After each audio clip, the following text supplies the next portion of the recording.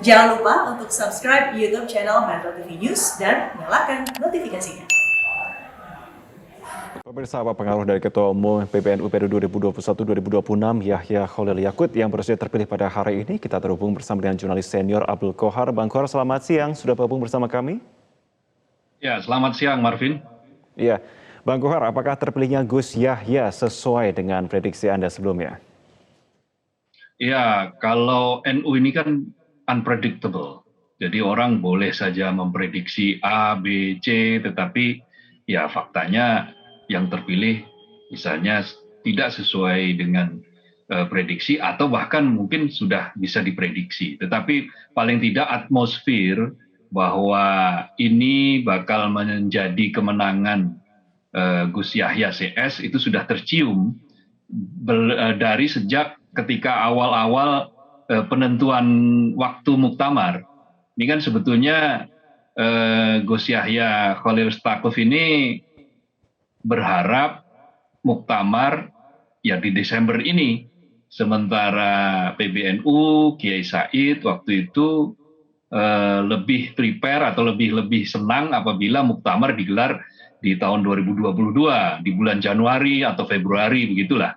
Nah, tetapi dengan akhirnya tarik-menarik dan disepakati sekarang, maka ini adalah sudah awal ya, titik awal bahwa ini sepertinya Gus Yahya bakal melenggang mulus. Tetapi Marvin, yang patut disyukuri adalah muktamar kali ini adalah muktamar yang sangat mulus, sangat adem gitulah ya kira-kira, mencerminkan sebuah tradisi kultur dari Nahdliyin yang guyup, itu yang rukun, berbeda 180 derajat bila dibandingkan dengan muktamar sebelumnya tahun 2015 di Jombang, di tempat di mana NU dilahirkan. Ketika itu kita saksikan sangat alot, bahkan ada muktamar tandingan. Ya, muktamar yang pertama di alun-alun, lalu ada muktamar tandingan di Tebu Ireng, begitu, kubunya Gus Solah almarhum, lalu di alun-alun yang kemudian kubu Kiai Said. Jadi apa yang terjadi di Jombang, alhamdulillah tidak terulang di Lampung, dan ini adalah sebuah muktamar langkah baru gitu ya bagi NU memasuki abad keduanya. Dan ini jejak yang sangat penting saya kira.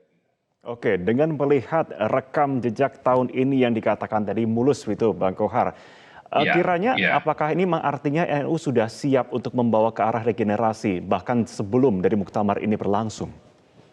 Ya, ini kan isu yang memang digaungkan oleh Gus Yahya soal regenerasi. Jadi regenerasi yang dimaksud di sini tentu saja bukan saja terkait dengan usia. Kalau soal usia, Gus Yahya juga sudah berusia di atas 50. Tetapi tentu lebih muda bila dibandingkan dengan Kiai Said. Tetapi yang paling penting ini adalah regenerasi dalam konteks penyegaran, dalam konteks yang sebenarnya, seutuhnya gitu ya. Jadi selama ini kan NU selalu tagline-nya selalu tidak berubah, kembali ke khitoh, berjarak dengan politik, tetapi memang karena kultur NU ini kan memang tidak bisa dipisahkan dengan politik. Tetapi bagaimana berjarak itu didefinisikan, sejauh ini memang selalu kesulitan. Kecuali pada era Orde Baru ketika Gus Dur, Abdurrahman Wahid terpilih waktu itu di Muktamar Situbondo. Nah, ketika itulah definisi tentang berjarak dengan politik adalah dia tetap berpolitik, tetapi politiknya adalah politik yang mempengaruhi kebijakan, bukan politik praktis. Ketika itu berhasil keluar dari politik praktis. Itu definisi berjarak. Nah, dalam konteks saat ini barangkali bisa didefinisikan secara yang lain ya.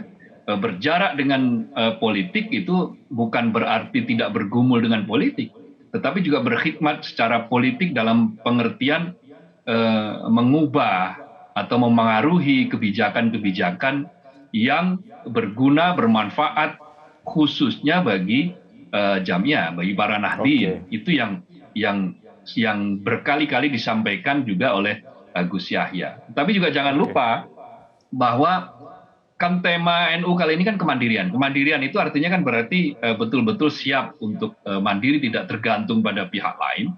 Tetapi juga untuk berkhidmat untuk kepentingan dunia, kepentingan global. Nah, Gus Yahya ini kan representasi juga dari tokoh NU yang jejaknya sudah jejak global.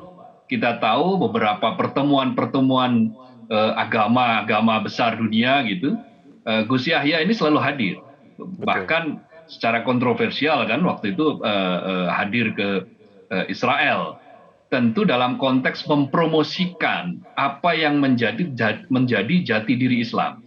Gus Yahya berkali-kali mengatakan rahmah, ya, ingin mempromosikan Islam sebagai rahmah, sebagai rahmat, kira-kira begitu, yang mendamaikan, Islam yang memberikan solusi, bukan bagian dari masalah global. Itu yang selalu dibawa oleh Gus Yahya. Oke.